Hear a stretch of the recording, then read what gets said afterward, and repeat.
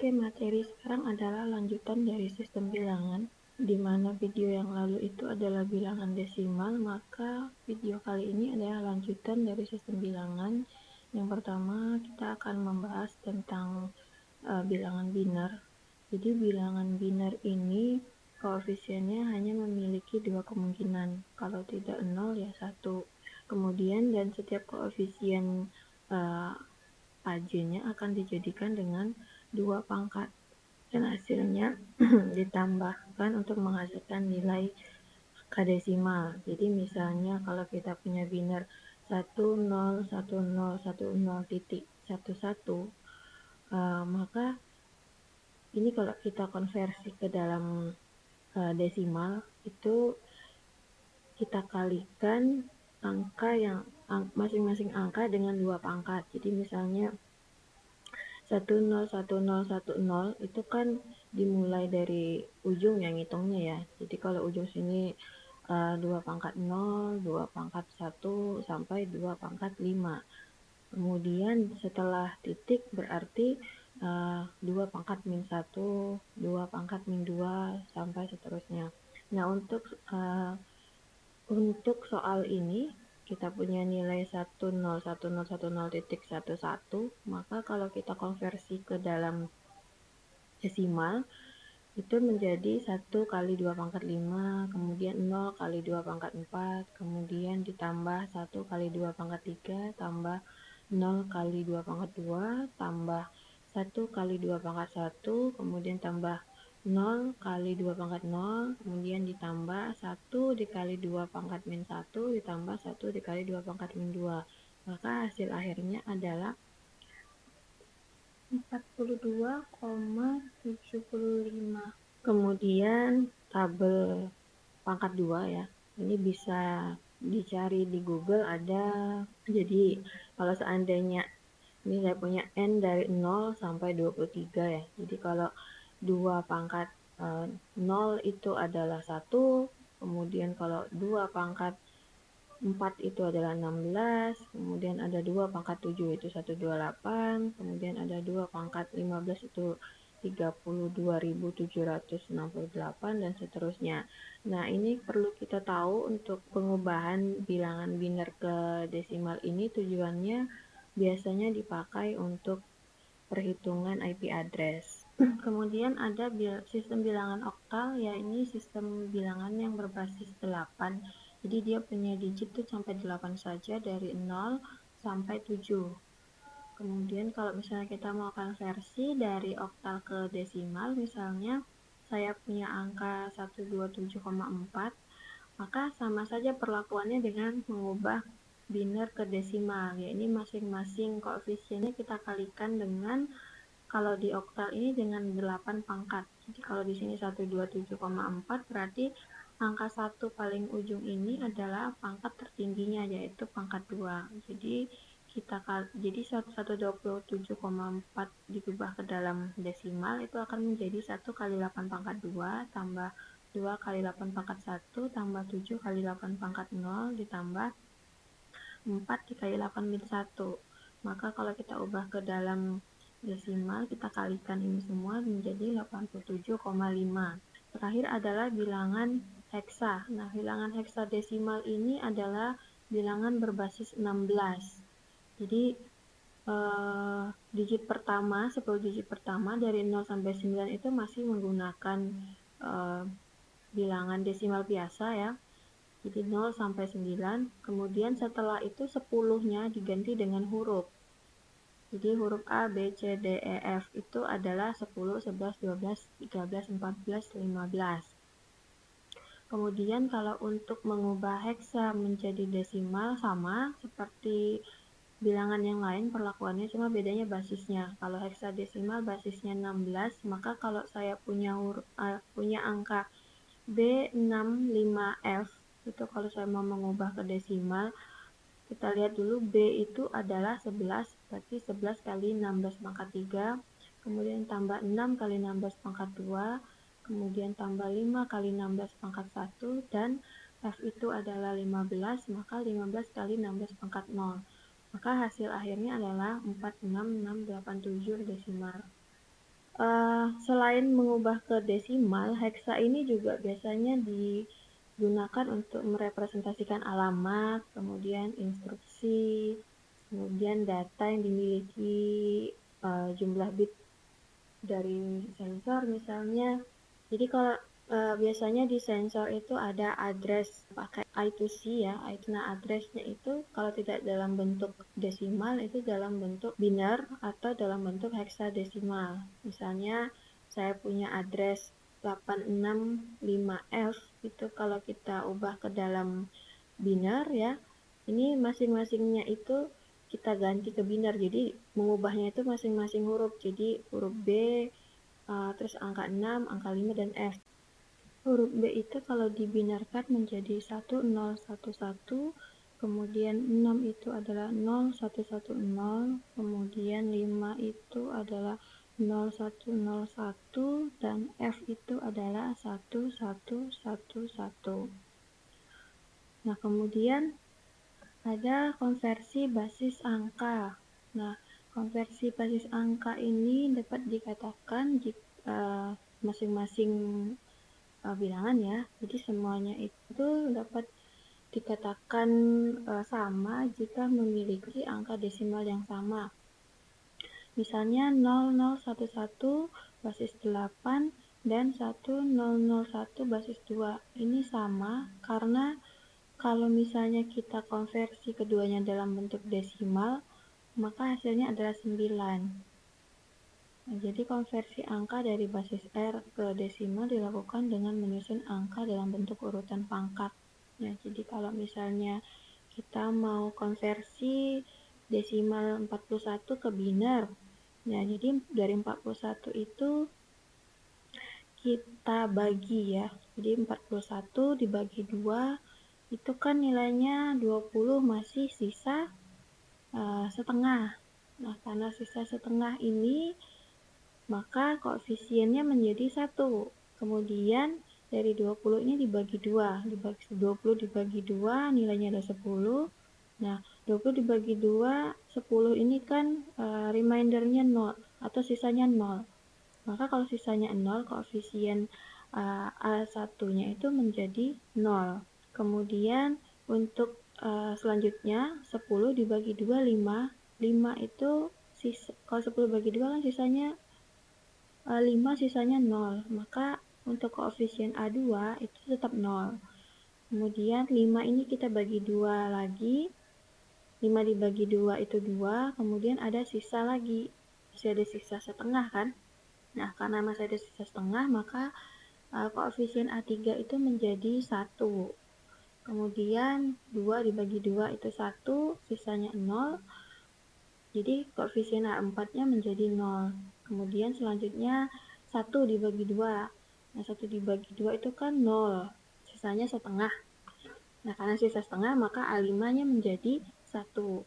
Nah, sehingga kalau 41 kita ubah ke biner, itu diurut dari koefisien paling besar. Jadi A5 sampai A0. Maka hasil akhirnya adalah 101001. Kemudian kalau kita mau konversi dari desimal ke oktal misalnya. Misalnya saya punya angka 153. Nah, 153 ini perlakuannya sama seperti kita mengubah dari desimal ke biner. Tapi kalau di oktal kita bagi 8.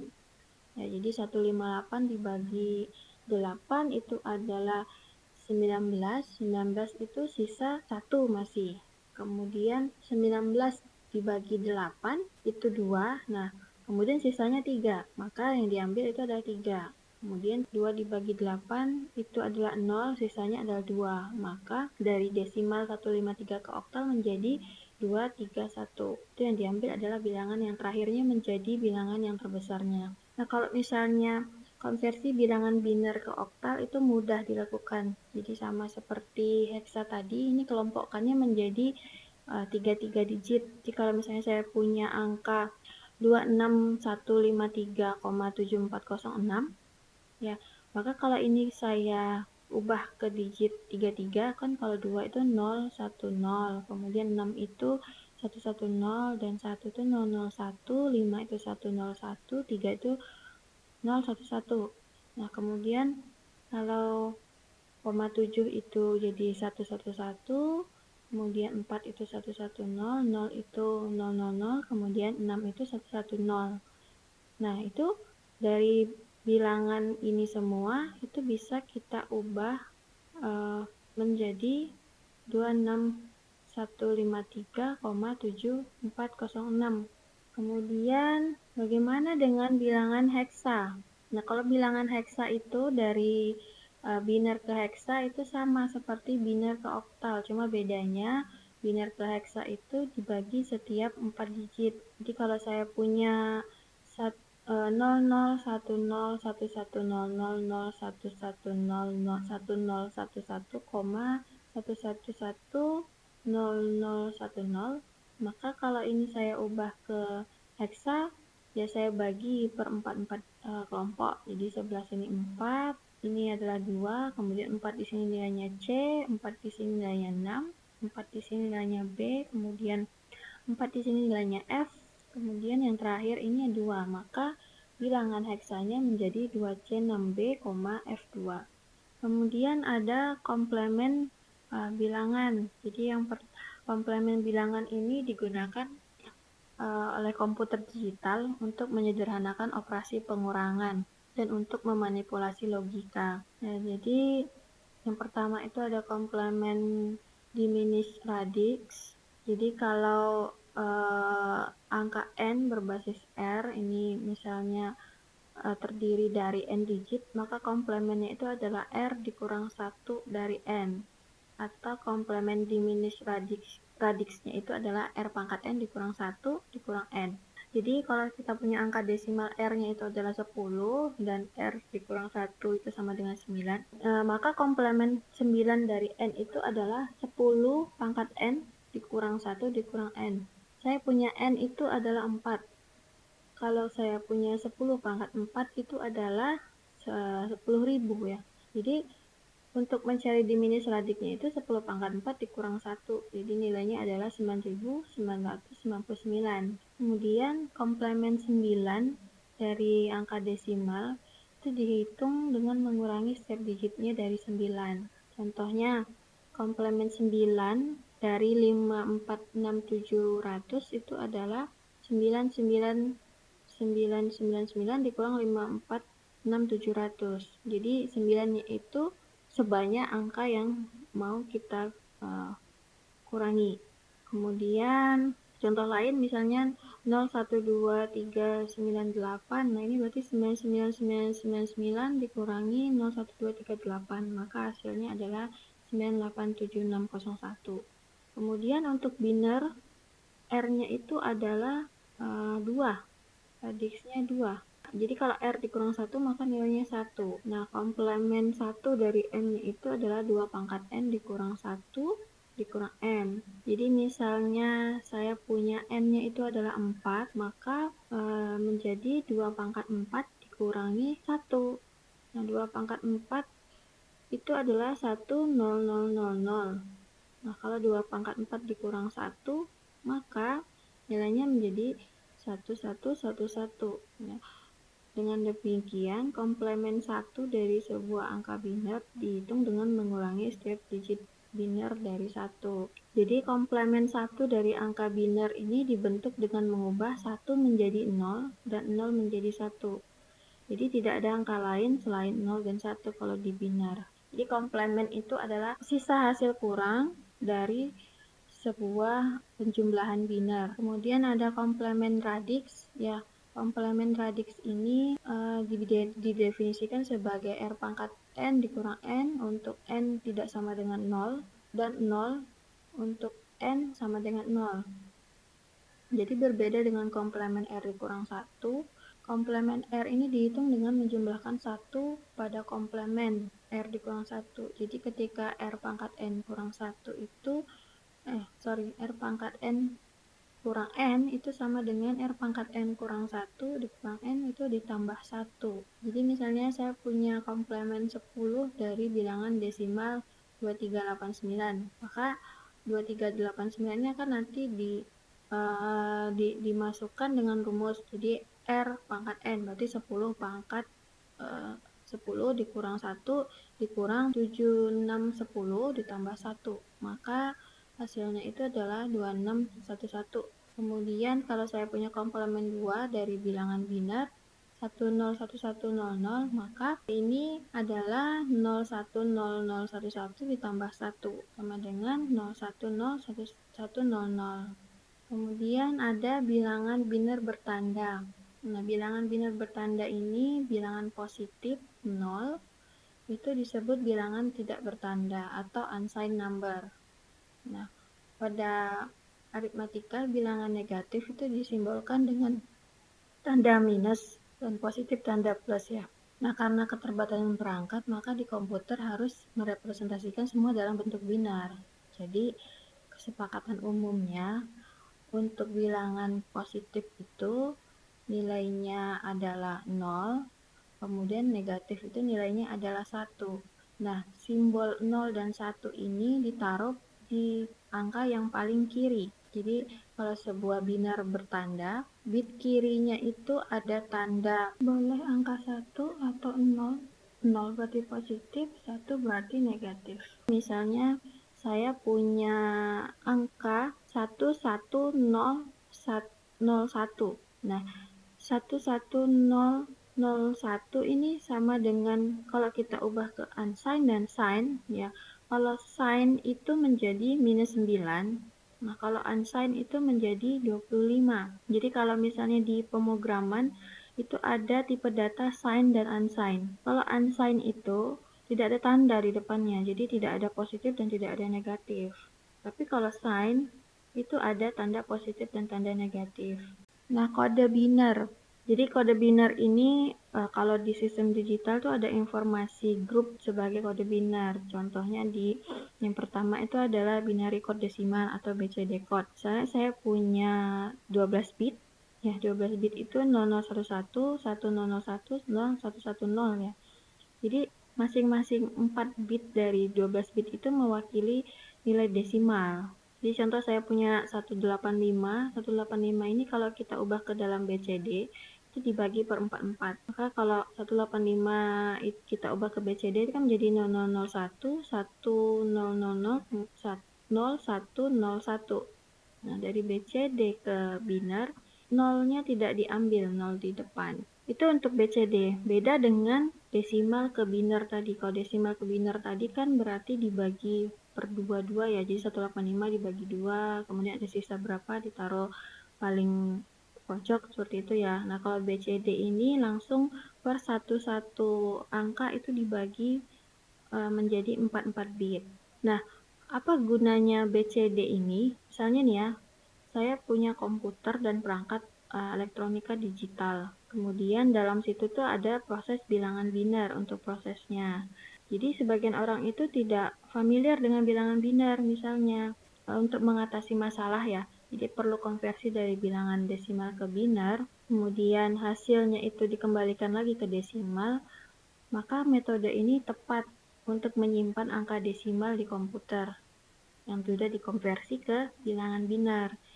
Jadi komputer ini karena komputer hanya bisa menerima data biner, maka desimal itu harus dikirim dalam bentuk kode. Jadi misalnya angka 0 itu dikirim dalam kode, kemudian 1 itu dikirim dalam kode. Nah, makanya dibuat binary code. Kode lain yang menggunakan biner itu adalah gray code namanya. Jadi dalam sistem fisika ya ada namanya data kontinu dan data analog. Data kontinu dan analog ini harus dikonversi menjadi bilangan digital dulu sebelum diproses ke dalam sistem digital. Kita ketahui ada namanya analog to digital converter atau ADC. Nah, di Arduino atau di pemrograman mikro itu kan biasanya pasti ada namanya ADC. Misalnya sensornya analog. Nah, analog itu keluarkan data tegangan saja, sementara kita butuh data suhunya. Nah, sensornya ini yang mengeluarkan nilai tegangan. Gimana caranya kita mengubah tegangan itu menjadi suhu? Nah, itu bisa menggunakan ADC.